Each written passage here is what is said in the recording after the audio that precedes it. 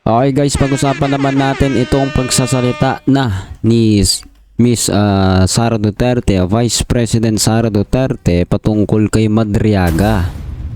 Nako, panoorin po ninyo ito kasi makikita po natin yung reaksyon ni VP Sara dito sa mga akusasyon nga daw po ng pagiging bagman nito ni Madriaga kay Sara Duterte.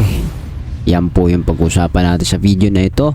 Pero kung hindi ka pa nakasubscribe, bago tayo magsimula ay pindutin mo yung subscribe button and notification bell para updated ka palagi sa mga videos natin parating. Let's go!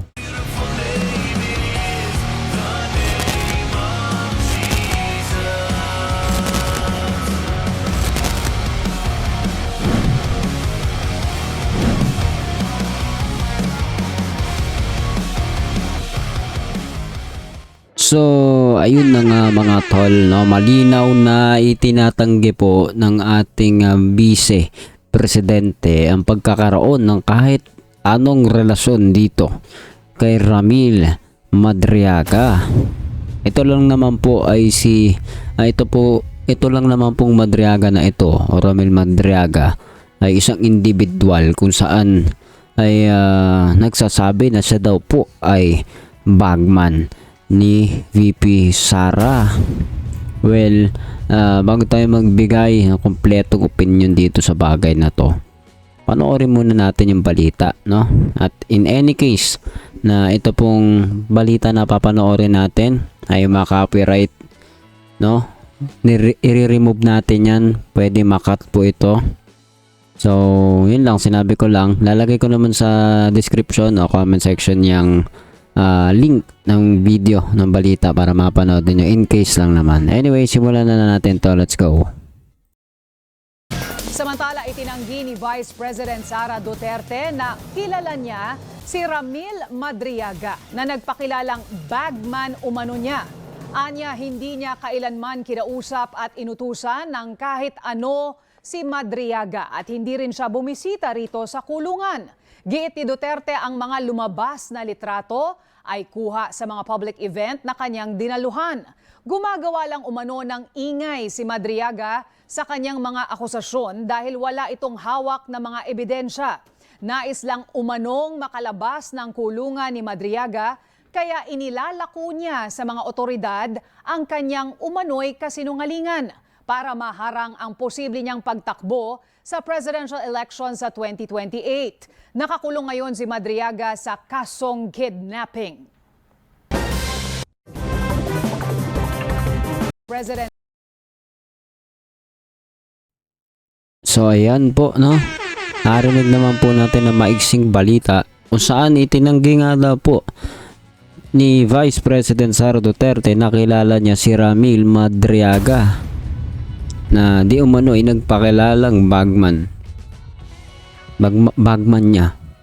Aniya, hindi niya kailangan kailanman kinausap at tinutusan ng kahit ano si Madriaga at hindi rin siya bumisita rito sa kulungan. Ngayon po, ano kayang masasabi ng bawat isa sa atin dito? Na ayon po kay VP Sara Duterte, gumagawa lang ng ingay ito, no? Sara Duterte says Madriaga accusations amount to nothing more than noise.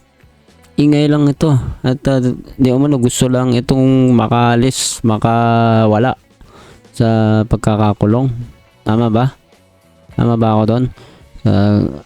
To be exact, tingnan na lang ninyo yung talagang sinabi ni Sara Duterte.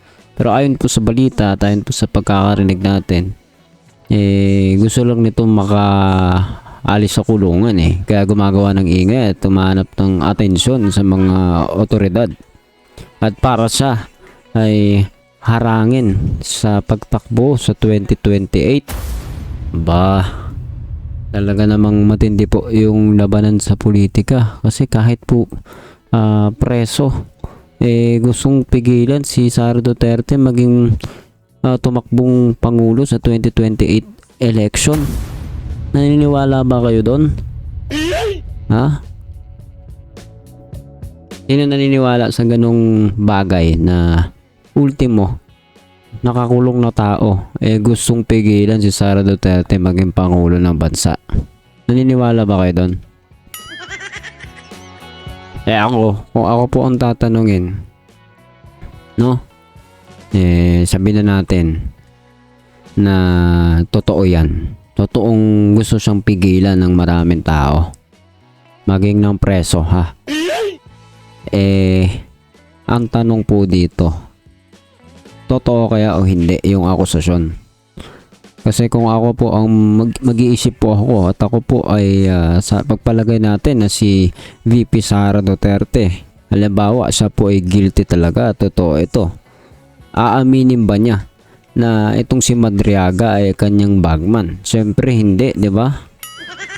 Sino ba namang magsasabi na oo, bagman ko siya? Tama yung sinasabi niya. Di tapos na kagad yung laban, no? Nag-confess na kagad.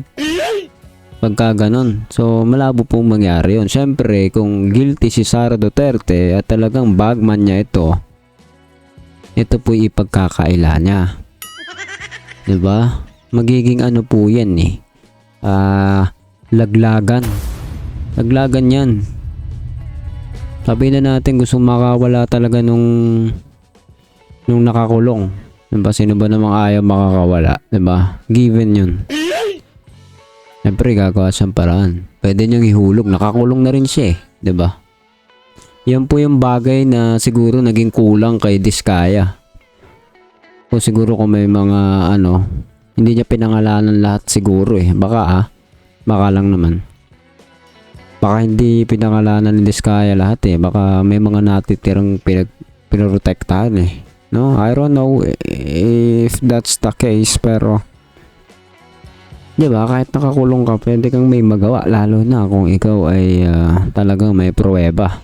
Ngayon nga, sabi ni Sara Duterte, no, if I'm not mistaken, yung po yung sinabi sa balita, walang pruweba ito. No? Ingay lang, ngaw-ngaw lang daw. No? Yung kaya ang katotohanan, wala nga kayang pruweba itong Madriaga. Kayo po ang maghanap ng balita, mag-research lang kung wala nga bang nilalatag na pruweba si Madriaga. Pero bago po tayo magpaalam sa video na ito, anong masasabi nyo dito sa pagtanggi, pagkaila po ni Sara Duterte kay Ramil Madriaga bilang bagman? Hindi daw niya ito kilala. Anong masasabi mo dito? Comment down below, pag-usapan natin sa comment section, and please do not forget to hit the subscribe button and notification bell para updated ka palagi sa mga videos natin parating. At syempre malaking tulong po yun sa ating channel para makapagpatuloy tayo sa paggawa ng mga videos. See you ulit sa susunod na video.